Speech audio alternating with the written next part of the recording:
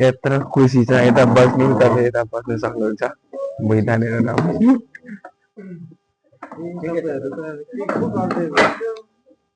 यसो पढ्दैछ अलिअलि हजुर बस्नु बस्नु बस्नु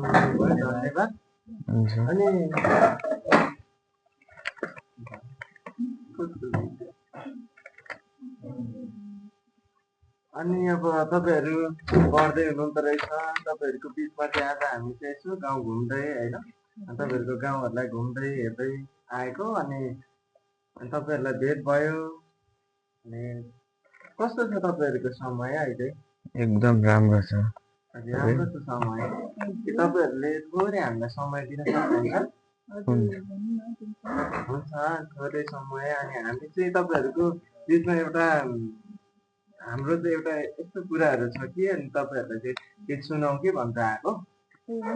अनि यो कुरा चाहिँ कस्तो छ भनेदेखि चाहिँ मेरो आफ्नो जीवनको कुराहरू हो अनि यो चाहिँ कस्तो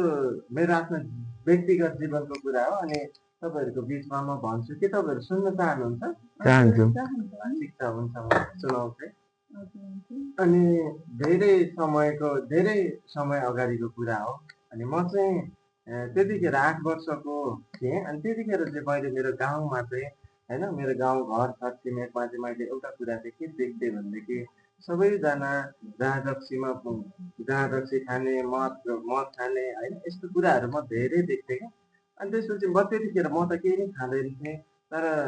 बिचमा बिस्तारै स्कुल पढ्दै गयो अनि साथीहरू त्यस्तै गाउँघरमा त्यस्तै थियो अनि पछाडि मैले चाहिँ अनि फेरि साथीहरूको सङ्गतमा लागेर चाहिँ मैले के गरेँ भनेदेखि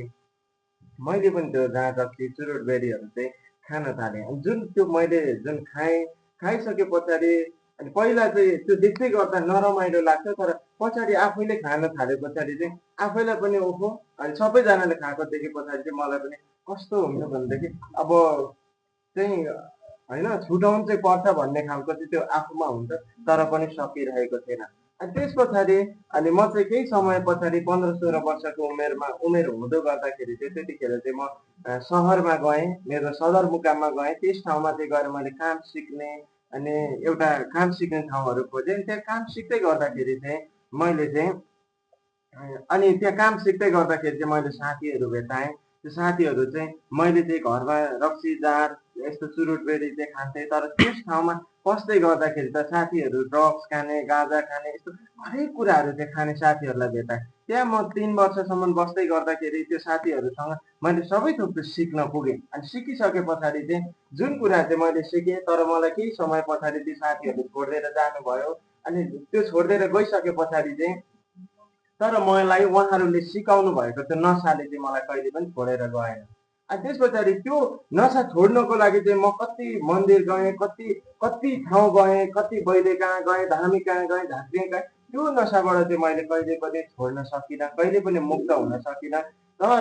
तर एक दिनको कुरा हो अनि म चाहिँ मर्न पनि गएँ मर्नुभन्दा कतिचोटि गएँ तर त्यसबाट पनि मैले चाहिँ अनि मेरो हृदयको शान्ति र आनन्दलाई चाहिँ कहिले पनि पाउन सकिनँ मैले छोड्न सकिनँ तर एक दिनको कुरा हो म घरमा बसिरहेको थिएँ त्यतिखेर मेरो मोबाइलमा चाहिँ एकजना व्यक्तिले चाहिँ अनि उहाँको आफ्नो जीवन गवाई चाहिँ भन्दै हुनुहुन्थ्यो अनि जुन जीवन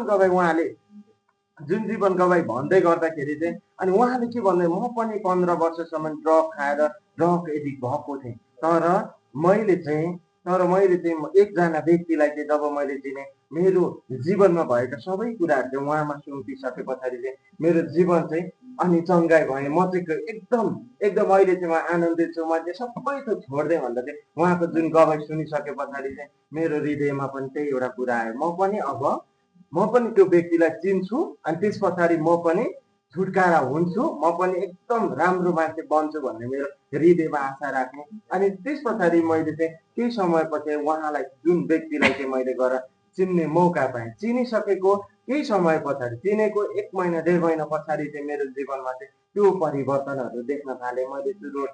हरेक थोकहरू चाहिँ खान्थेँ, 9वटा थोकहरू खान्थेँ। त्यो 9वटा थोकहरू चाहिँ मैले जब मेरो जीवनमा चाहिँ